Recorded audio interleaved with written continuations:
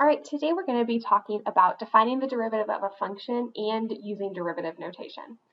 So there are two main concepts in calculus, especially differential calculus, and they are known as tangent line problems, which are the derivatives, the differential, and then area problems or integrals, and that is integrated calculus. Now, most of these big ideas are related to limits. In the previous lesson, we applied the difference quotient and found a general slope formula. So if you remember what we did is we said, okay, I know that derivative is instantaneous rate of change.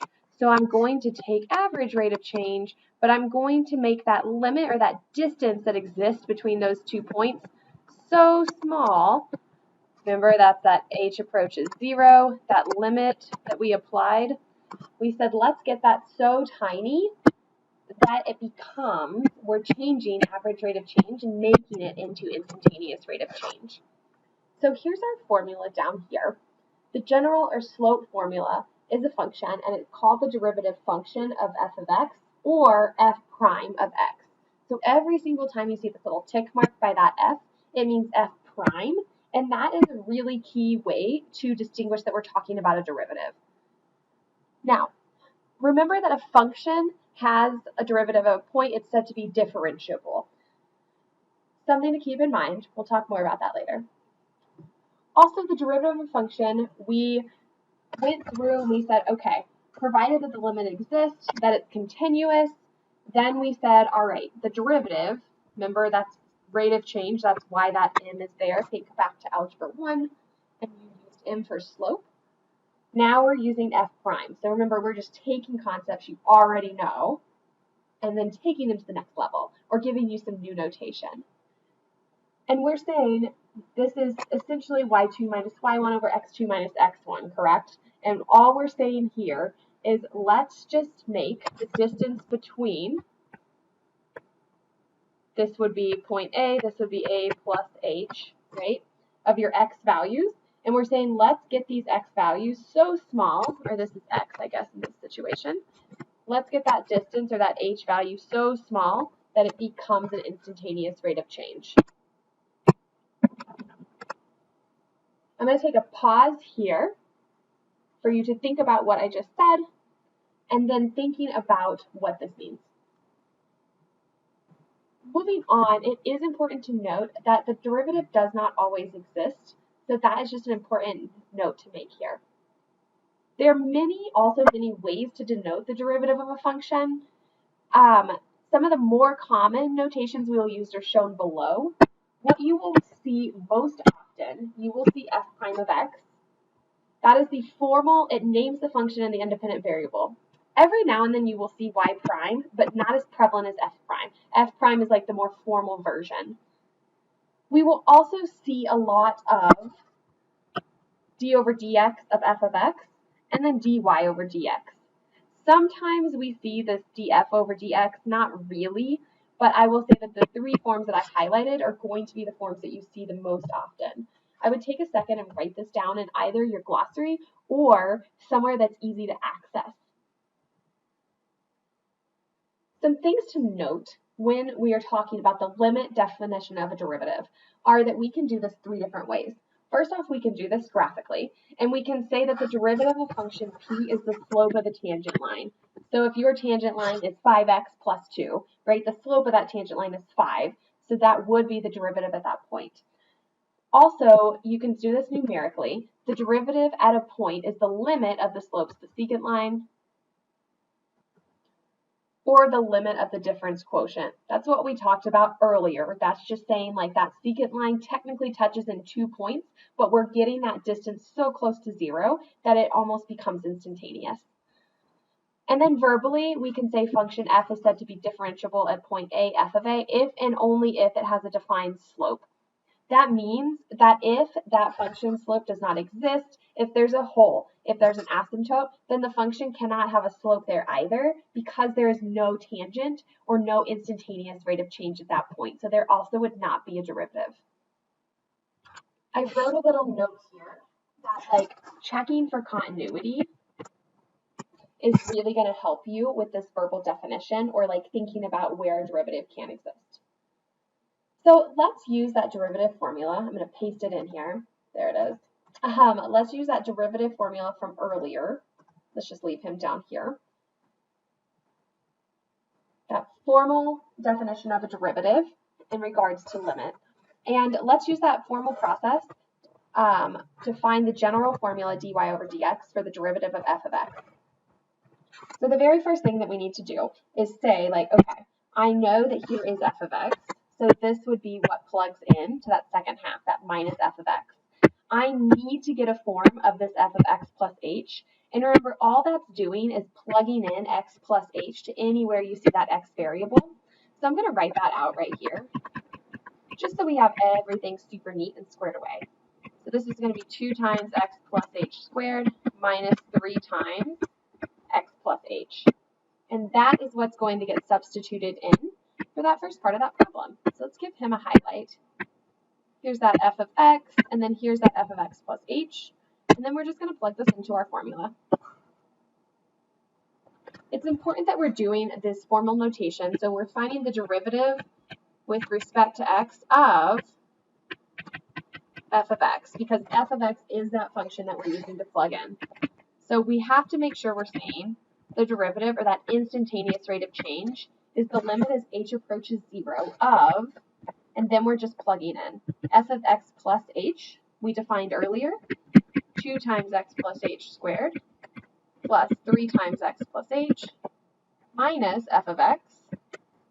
F of x is 2x squared minus 3x, all over h. So once again, if I'm highlighting this, here's that first part, minus that f of x, all over h. Now at this point, I'm going to ask you guys to pause the video, and I want for you to work this out and fully expand. So this x plus h squared, remember that we're thinking here, that's x plus h times x plus h. Then we're distributing that 2, and then we'll come together. Once I check out my expansion, make sure that you are good to go with all that distribution here. Let's cancel out some terms that need to get canceled. So we have a 2x squared and a negative 2x squared. We have a negative 3x and a 3x. That looks about it. I'm going to rewrite this numerator with an h factored out. So I'm going to say this is the limit as h approaches 0. This is important to keep in mind because h is still in the equation and we want h to be approaching 0. I'm going to factor an h out of these 3 terms in the numerator because I'm trying to simplify this as much as possible. I'm left with a 4x plus 2h minus 3 all over h. Again, those cancel out. And then we're going to rewrite our final answer with that substitution. So now when I substitute h in for 0, I'm not left with an indeterminate form. That 2h cancels out when that h gets substituted in, and I'm just left with a 4x minus 3. So I can formally say here the dy over dx, or the derivative of the function y with respect to x, is going to be 4x minus 3. You could also say any of those other forms. You could say y prime equals, you could say d over dx of f of x equals. Either of these things all work. Any and all of these work. I want for you guys to take a second on example 2, using the same formal definition of a limit, or the formal definition of a derivative in terms of taking the limit. And I want for you guys to use this formula here. So first off, tell me, like, what is f of x? What is f of x plus h? Get those two values and plug this into the entire equation. Press pause on the video and then take a check back to ensure that you're doing everything correctly. So please press pause now and take a look at my work. All right, guys, I'm going to give you another benchmark right here. Take a look at my substitution and make sure your substitution and your setup looks correct. Remember, whatever notation you want to use here, because it's not giving you, it actually does say find f prime of x, which is the only reason why I kept that formal notation. So it says right here, like, find f prime, so I'm going to use the notation f prime. Wherein above, it said dy over dx, which is why we used this notation here. So remember, just be consistent and use the notation that they're asking for. I'm going to ask for you guys to check your work here and then pause, and we are going to go over this again when it is fully expanded and canceled. All right, we are down here at this final step. I have canceled, so I fully expanded x plus h squared. I distributed my negatives, and then I canceled out terms that were a net value of 0. So once I get to all this, again, those h's can get canceled out. We want to get those canceled because if I were to substitute 0 in for h right now, it would yield an indeterminate form. So again, now that you get everything canceled, you can substitute that 0 in for that h value, and then you are just left with 2x minus 1. So I'm saying f prime of x equals 2x minus 1. And what this means is this is that equation for the derivative. So I could plug in any x value from my function, and that would tell me the instantaneous slope of this x squared minus x at any point on that function. The last form we're going to look at of a derivative is the numeric value of the derivative at a point x equals a. And what we're saying here is it can be also found by this formula, f prime of a, or right, the derivative, would be the same thing as the limit of x as x approaches a of f of x minus f of a over x minus a. Very similar here. What we have is our average rate of change formula, and all we're saying is that my two x values are getting so close to each other that that distance becomes negligible. So let's get that here, and let's kind of say okay, what does this look like if I'm looking at this mathematically? So the very first thing that we need to do is here we're actually using inputs. We have f of x and f of a, and here we have a value, a equals 1. So let's actually figure out what does this mean, and what does this mean I need to do here? So if we're given f of a, we're plugging in 3a plus 1, right? Because I just substituted a for that x value. At this point, though, it's saying a equals 1, so I'm actually going to find f of 1, which is going to be the square root of 3 times 1 plus 1, or the square root of 4. And I find that f of 1 equals 2. Now, this is important information, right? Because f of x is still going to say f of x, but now we know that this f of a value is going to be positive 2. So I'm going to come out here and say this is f of a at a equals 1 equals positive 2. Now let's start getting this done. I'm going to use this notation and given in the formula and say f prime of a equals the limit as x approaches a, which in this situation we said a is 1. So essentially every time we are seeing an a value, we're plugging in that 1. And I'm going to say this is the same thing as, I'm going to use a bracket because it's multiple square roots, right? We have, or multiple parentheses, we have the square root of 3x plus 1, or that f of x. If I were using my color coding, I would say f of x goes inside, and here's f of x. We have f of a, which we already determined, is going to be 2. So when I'm plugging that in, we have f of x, which is square root of 3x plus 1, minus f of a, which is 2, all over x minus a. We said a is 1, so I'm just going to type in x minus 1, or plug in. Now I'm going to close this off in these brackets because if I were to plug in a 1 at this point, it would give me an indeterminate form. So I'm going to have to multiply by the conjugate to get that to cancel out. So we're going to multiply by the square root of 3x plus 1 plus 2 over root 3x plus 1 plus 2. Remember, the conjugate has to be a form that's equivalent to 1. And from here, I'm just going to start multiplying this out. So remember, you're saying square root of 3x plus 2 gets multiplied, that negative 2 gets multiplied, x gets multiplied to both terms, and negative 1 gets multiplied to both terms. What this is going to look like when I get this all done, and I encourage you to press pause if you need to and if you want to try it out on your own. If you have a square root times a square root, those cancel out, and I'm just left with 3x plus 1. I'm not even going to write the middle term because what the conjugate does is it's sort of like that difference of squares in that we use the conjugate to cancel out that middle term.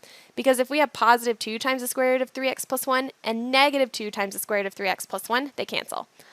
And then we have this negative 2 times 2, which is going to be negative 4. In the denominator, I'm just going to leave this x minus 1 times the square root of 3x plus 1 plus 2. I don't even want to deal with that math right now. Now we're going to simplify here. I notice that if I combine these, I get 3x minus 3. And I also notice that has a GCF of 3.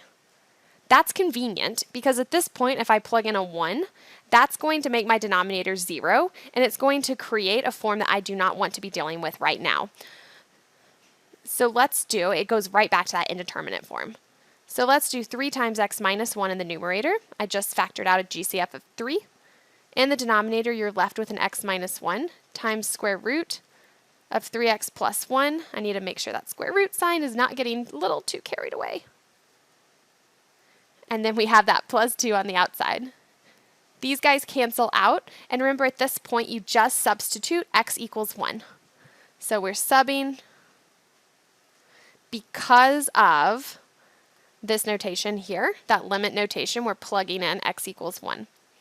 So when that gets plugged in, you should say, okay, that's a 3. I would plug this into the denominator and get 3 over 4. So I'm just going to come here and I'm going to say f prime of 1, or the derivative at 1 equals 3/4.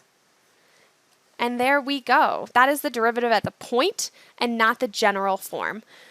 So notice that we gave general form or formulas using the limit definition of a derivative because we said that general tangent line formula. And then the alternative form, we found the derivative or the exact value of the derivative at a point because we said at this specific point, the derivative would be 3/4. I want for you guys to take a second and look through these question types and equivalent terminology. Notice that all of these things mean the same thing. This is given 1 point. And then if we're given 2 points, all of these things mean the same thing. I will see you guys tomorrow, and we will talk more about using these and plugging this in to find the derivative.